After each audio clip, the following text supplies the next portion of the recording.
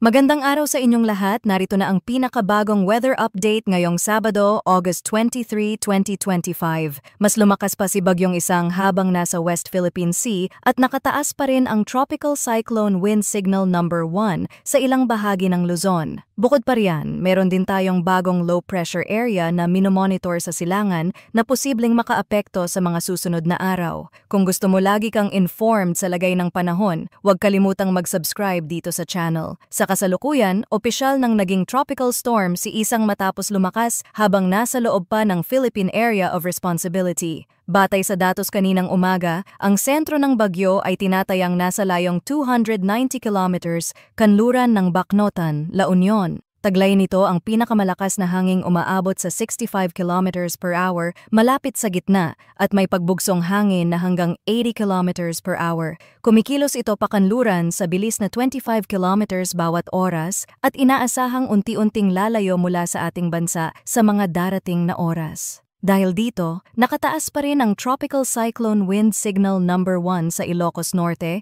Ilocos Sur, La Union, hilagang bahagi ng Pangasinan, Apayao, Abra, Kalinga, Mountain Province, Ifugao, Benguet, kanlurang bahagi ng Cagayan kabilang ang Babuyan Islands, kanlurang bahagi ng Isabela, at hilagang kanlurang bahagi ng Nueva Vizcaya. Ibig sabihin, inaasahan ang hanging may bilis mula 39 hanggang 61 kilometers per hour sa loob ng 36 hours. Maaaring magdulot ito ng minimal hanggang minor na pinsala sa ilang lugar, particular na sa mga baybayin at bulubundukin. Ayon naman sa pinakahuling weather advisory ng PAGASA, malalakas na pag-ulan ang inaasahan ngayong araw.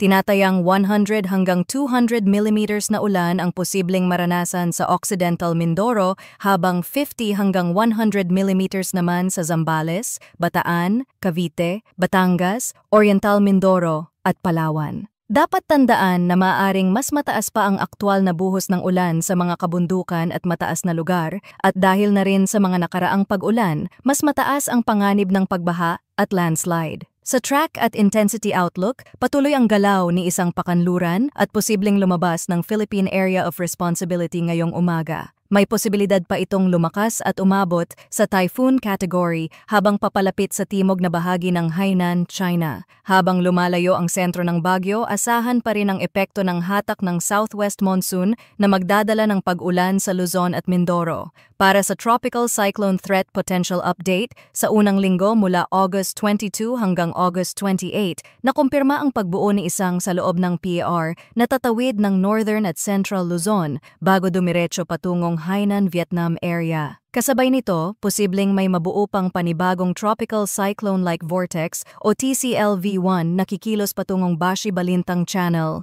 Bagamat mababa ang posibilidad na maging ganap na bagyo, patuloy pa rin itong babantayan. Sa Week 2 naman, mula August 29 hanggang September 4, ipinapakita ng mga forecast models na lilipat si TCLV-1 patungong Southern China. Posible ring magkaroon ng TCLV-2 sa Philippine Sea, ngunit mababa ang tsansa na agad itong maging tropical cyclone. Sa kabuuan, malinaw na kahit lumalayo si Isang ay nananatiling aktibo ang southwest monsoon at patuloy ang pag-ulan sa ilang bahagi ng bansa.